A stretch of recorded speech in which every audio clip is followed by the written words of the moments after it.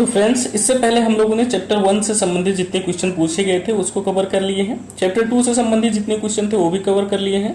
Chapter 3 से संबंधित NTPC में जितने क्वेश्चन पूछे गए हैं वो सभी कर लिए हैं और वो सभी क्वेश्चन मिला के हुए हैं 137। अब हम लोग आज कवर करने जा रहे हैं इसके आगे का चैप्टर जो है चैप्टर नंबर 4, यानी कि मेमोरी से संबंधित जितने क्वेश्चन आज तक पूछे गए हैं एनटीपीसी में उनको कवर कर लेते हैं। साथ ही आज ही की क्लास में चैप्टर नंबर 5 के क्वेश्चंस भी आएंगे और 6 के भी आएंगे। ठीक है, तो ये पार्ट जो होगा वो थोड़े थोड़े मिनट का होगा, लगभग 15 मिनट का आएगा। 10 से 15 मिनट की क्लास होगी हर एक क्लास, और इस तरह से 2-3 क्लास होगी, यानी कि 1 घंटे के अंदर अंदर आपको 3-4 क्लास और 3-4 लेसन जो है वो मिल जाएंगे। इससे संबंधित जितने भी क्वेश्चन आपके एग्जाम में आएंगे, इसके अलावा भी कोई क्वेश्चन बाहर से नहीं आएगा। सारे के सारे कंप्यूटर के क्वेश्चन जो होंगे वो प्रीवियस ईयर के ही होंगे। ठीक है, आइए देखते हैं क्या दिया गया। तो क्वेश्चन है, सीपीयू द्वारा मेमोरी लोकेशन के एक्सेस में लगने वाला समय निम्नलिखित में से क्या कहलाता है? तो उसे मेमोरी एक्सेस टाइम कहते हैं। क्या बोलते हैं? Memory access time. ठीक है, नेक्स्ट क्वेश्चन आइए देखते हैं। बिना टाइम गंवाए जल्दी जल्दी थोड़ा फास्ट कवर करेंगे।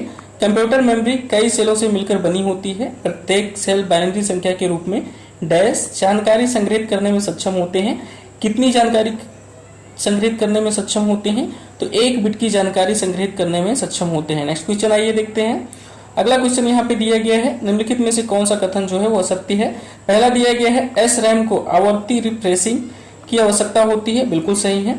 डी रैम को एस रैम से तेज होती है, जो डी रैम होता है एस रैम से तेज होता है, बिल्कुल सही है। S RAM non volatile memory होता है, तो ये भी सही है। पूछ रहा था कौन सा नहीं सही है, तो लास्ट वाला जो है वो नहीं सही हो जाएगा, करेक्ट आंसर डी हो जाएगा। नेक्स्ट क्वेश्चन देखिए। अगला क्वेश्चन दिया गया है, निम्न में से किस प्रकार की रीड ओनली मेमोरी, जिसको ROM बोलते हैं, ठीक है, को विद्युत आवेश के संपर्क में लाकर मिटाया जा सकता है और पुनः प्रोग्राम किया जा सकता है? अब यहाँ पे ऑप्शन देखते हैं क्या दिया गया है। देखिए ऑप्शन दिया गया है यहाँ पे, ए ऑप्शन दिया गया है EEPROM, ठीक है, EEROM, जिसको EPROM बोलते हैं, ये होता है इसका करेक्ट आंसर। नेक्स्ट क्वेश्चन आइए देखते हैं।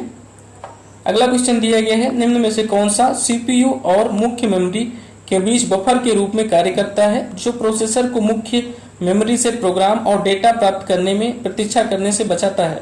तो क्या हो जाएगा इसका करेक्ट आंसर? Cache memory. ऐसी मेमोरी को क्या बोलेंगे? Cache memory. ठीक है, नेक्स्ट क्वेश्चन आइए देखिए।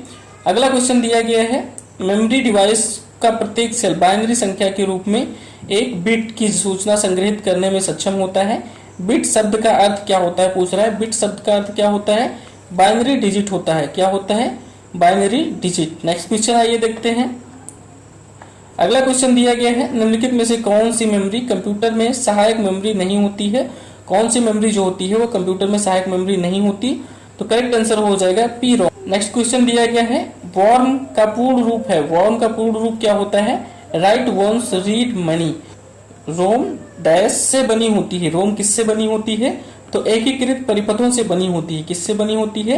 एकीकृत परिपथ। देखिए 2021 में एनटीपीसी में पूछा गया क्वेश्चन है, ऐसे क्वेश्चन आने की संभावना रहेगी और ज्यादातर लोगों को डाउट होगा। देखिए अगर इस क्वेश्चन में देखेंगे तो लोग ज्यादातर अर्धचालक जो है वो करेक्ट आंसर मार के आएंगे। नेक्स्ट क्वेश्चन दिया गया है, निम्नलिखित में से कौन सा एक नॉन वोलेटाइल मेमोरी का उदाहरण है? 2021 में पूछा गया है नॉन वोलेटाइल मेमोरी का उदाहरण कौन सा है? तो रोम हो जाएगा नॉन वोलेटाइल मेमोरी का उदाहरण। ठीक है, नेक्स्ट क्वेश्चन आइए देखते हैं। अब देखिए यहाँ पे कुछ चीजें आप जानना है तो जान लीजिए। वोलेटाइल मेमोरी के उदाहरण कौन कौन से होते हैं? ठीक है, जैसे रैम होता है, ये एक प्रकार का वोलेटाइल मेमोरी का उदाहरण होता है, लेकिन नॉन वोलेटाइल मेमोरी का उदाहरण जो होता है वो रोम होता है। क्या होता है? रोम होता है। फ्लैश मेमोरी होता है, हार्ड डिस्क होता है, फ्लॉपी डिस्क होता है, ये सारी चीजें क्या होती हैं? नॉन वोलेटाइल मेमोरी के उदाहरण होते हैं। इसके बारे में डिटेल पढ़ना है तो यहाँ पे देखिए दिया गया है, आप वीडियो रोक के पढ़ सकते हैं। नेक्स्ट क्वेश्चन आइए देखते हैं। अगला क्वेश्चन दिया गया है, कैश, जिसको आप कैश भाषा में बोलते हैं, मेमोरी कहाँ स्थित होती है? कहाँ पे स्थित होती है? तो CPU में स्थित होती है। कंप्यूटर में पूछ रहे कहाँ पे स्थित होती है? तो CPU में स्थित होती है। नेक्स्ट क्वेश्चन देखिए, रैम किस प्रकार का संग्रहण मेमोरी है? रैम जो है वो किस प्रकार की संग्रहण मेमोरी है? तो रैम जो है वो प्राथमिक संग्रहण memory. Programmable read only memory को संक्षिप्त रूप में जाना जाता है या कहा जाता है, तो क्या बोलते हैं? PROM। संक्षिप्त रूप से PROM बोलते हैं। क्या बोलते हैं? PROM बोलते हैं। 2021 में पूछा गया है, याद रखेंगे। ऐसे क्वेश्चन किसी को याद ही नहीं रह जाते, असल में एक बार देखेंगे आप भूल जाएंगे, लेकिन थोड़ी बहुत चीजें अगर याद आ जाएंगे एग्जाम में तो आपके काम आ जाएगा। नेक्स्ट क्वेश्चन है, 3.5 इंच की फ्लॉपी डिस्क की संग्रहण क्षमता कितनी होती है? कितनी होती है फ्रेंड्स? तो 1.44 MB होती है। कितनी होती है? 1.44 MB। नेक्स्ट क्वेश्चन देखिए, 152 नंबर का क्वेश्चन है। नॉन वोलेटाइल मेमोरी एक प्रकार की कंप्यूटर मेमोरी है जो कंप्यूटर की डॉट डॉट डॉट भी संग्रहित सूचनाओं को प्राप्त कर सकती है। कंप्यूटर की कौन सी सूचनाओं को चालू ना होने पर भी, ऐसी मेमोरी नॉन वोलेटाइल मेमोरी वो होती है जो कंप्यूटर चालू ना हो तो भी उसकी सूचनाओं को संग्रहित कर सकती है। ठीक है, चालू ना होने पर भी कंप्यूटर की सूचनाओं को संग्रहित कर सकती है, आप नॉर्मली समझ सकते हैं। ठीक है, 153 नंबर का क्वेश्चन है। निम्नलिखित में से कौन सा एक वोलेटाइल मेमोरी है? तो रैम जो होता है वो वोलेटाइल मेमोरी होता है, अभी अभी ऊपर पढ़ा है। ऐसे क्वेश्चन देखिए कितनी बार एग्जाम में पूछे गए। हार्ड डिस्क किस प्रकार का स्टोरेज डिवाइस है? हार्ड डिस्क जो होता है वो द्वितीय स्टोरेज डिवाइस होता है। ये क्वेश्चन 2 बार एग्जाम में पूछा गया है, हो सकता है फिर पूछा जाए। द्वितीय स्टोरेज डिवाइस होता है। निम्नलिखित में से कंप्यूटर का कौन सा भंडारण उपकरण अब अप्रचलित हुआ है? कौन सा भंडारण उपकरण है, स्टोरेज डिवाइस है जो अब अप्रचलित है?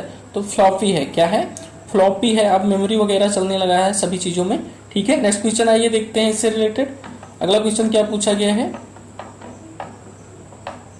यहाँ पे पूछा गया, देखिए अच्छे अच्छे क्वेश्चन यहाँ पे दिए गए हैं। तो नेक्स्ट क्वेश्चन है ब्लू रे डिस्क डॉट डॉट डॉट है एक, क्या है ये?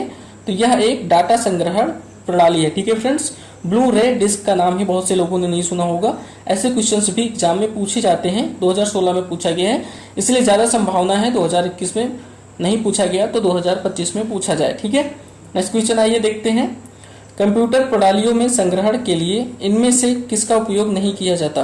कंप्यूटर प्रणालियों में संग्रहण के लिए इनमें से किसका उपयोग नहीं किया जाता? तो एडर का उपयोग नहीं किया जाता। किसका उपयोग नहीं किया जाता? एडर का उपयोग नहीं किया जाता। नेक्स्ट क्वेश्चन आइए देखते हैं। सबसे तेज मेमोरी है इनमें से कौन सी है? जो सबसे तेज मेमोरी है रजिस्टर। कौन सी है?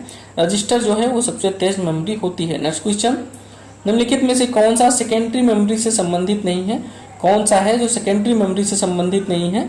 तो HDD जो है सेकेंडरी मेमोरी होता है। मैग्नेटिक टेप भी सेकेंडरी मेमोरी होता है। मैग्नेटिक सस्पेंशन भी, ये भी सेकेंडरी मेमोरी होता है। इसका करेक्ट आंसर हो जाएगा प्लाटर जो है वो सेकेंडरी मेमोरी से संबंधित नहीं है। ठीक है, नेक्स्ट क्वेश्चन आइए देखते हैं। क्योंकि प्लाटर जो होता है वो सेकेंडरी मेमोरी से संबंधित नहीं है, यह एक प्रकार का हार्डवेयर डिवाइस है। क्या है? हार्डवेयर डिवाइस है। CMOS डॉट डॉट डॉट होता है। CMOS क्या होता है? तो बैटरी चलित मेमोरी चिप होता है। CMOS क्या होता है? बैटरी चलित मेमोरी चिप होता है। 2016 में पूछा गया है। 88% इसकी संभावना है या 99% इसकी संभावना है। ऐसे क्वेश्चंस जो होंगे अब की बार NTPC में पूछे जाएंगे। नेक्स्ट क्वेश्चन देखिए, MMU का विस्तार है। देखिए फुल फॉर्म पूछा गया है। MMU का फुल फॉर्म क्या होता है? तो मेमोरी मैनेजमेंट यूनिट होता है। क्या होता है? Memory management unit. यहाँ पे देखिए इंग्लिश में लिखा हुआ है, मेमोरी मैनेजमेंट यूनिट होता है MMU। नेक्स्ट क्वेश्चन दिया गया है, कैच मेमोरी होता है। क्या होता है फ्रेंड्स? कैच मेमोरी जो है वो रैम होता है। क्या होता है? रैम होता है। नेक्स्ट क्वेश्चन आइए देखते हैं। अगला क्वेश्चन यहाँ पे दिया गया है, कंप्यूटर के निर्माता उपयोगकर्ता द्वारा एक बार प्रोग्राम किए जाने के बाद निम्न में से किसे संशोधित नहीं किया जा सकता? किसे संशोधित नहीं किया जा सकता? तो ऑप्शन नंबर डी को संशोधित नहीं किया जा सकता, यानी कि रोम को संशोधित नहीं किया जा सकता। आप रैम को संशोधित कर सकते हैं। ठीक है फ्रेंड्स, नेक्स्ट क्वेश्चन आइए देखते हैं। रोम का फुल फॉर्म क्या होता है? रीड ओनली मेमोरी होता है। एक हार्डवेयर उपकरण डिवाइस जिसको बोलते हैं, जो आमतौर पर कंप्यूटर के मदरबोर्ड पर स्थित होता है और CPU की आंतरिक स्मृति के रूप में कार्य करता है। इनमें से क्या है वो? तो वो है रैम। क्या है फ्रेंड्स? रैम। 2021 में पूछा गया है, हार्ड टाइप का क्वेश्चन है। इतना लंबा क्वेश्चन लिख देगा तो नॉर्मली किसी को पता नहीं चलेगा क्या पूछना चाह रहा है। जो बहुत ज्यादा कंप्यूटर का धुरंधर होगा, धुरंधर मतलब महारथी होगा, वही बता पाएगा। निम्न में से कौन सा एक विकल्प द्वितीय भंडारक उपकरण नहीं है? कौन सा एक है जो द्वितीय भंडारक उपकरण नहीं है? तो वो हो जाएगा रैम। ठीक है, बाकी सारे द्वितीय भंडारक उपकरण होते हैं USB drives, floppy disk, magnetic app. ठीक है, नेक्स्ट क्वेश्चन आइए देखते हैं।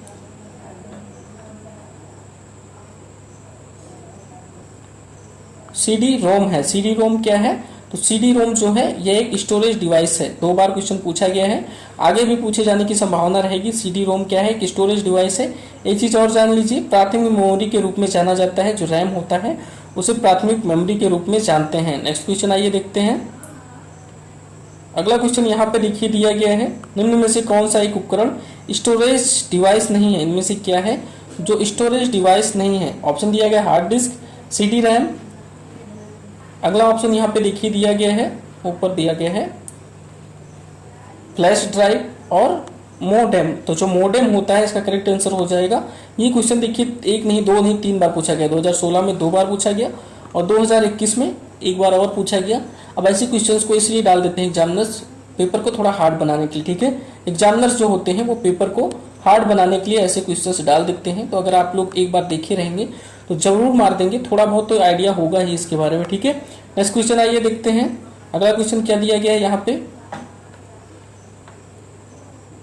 अब देखिए फ्रेंड्स, यहाँ पे मॉडेम के बारे में थोड़ी सी जानकारी दी गई है। मॉडेम स्टोरेज होता है या नहीं होता है उसके बारे में कुछ जानकारी दी गई है। अगर आप पढ़ना चाहें तो पढ़ सकते हैं। हम लोग देखते हैं नेक्स्ट क्वेश्चन। नेक्स्ट क्वेश्चन यहाँ पे खत्म हो गया है। अब क्वेश्चन नहीं है इसमें, चैप्टर नंबर 2 खत्म हो गया है।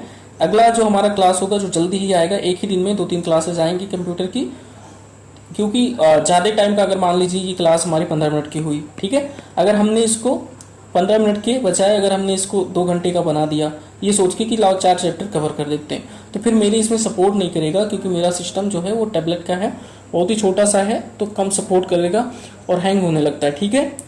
जब हमारे पास प्रोग्राम हो जाएगा तो ऐसी चीज़ें हम लोग कर सकते हैं, कोई दिक्कत नहीं। अगर आप 15 मिनट में लगभग देखेंगे तो 40 से 50 क्वेश्चन कवर कर लेते हैं, तो कोई दिक्कत नहीं, ऐसे पढ़िए।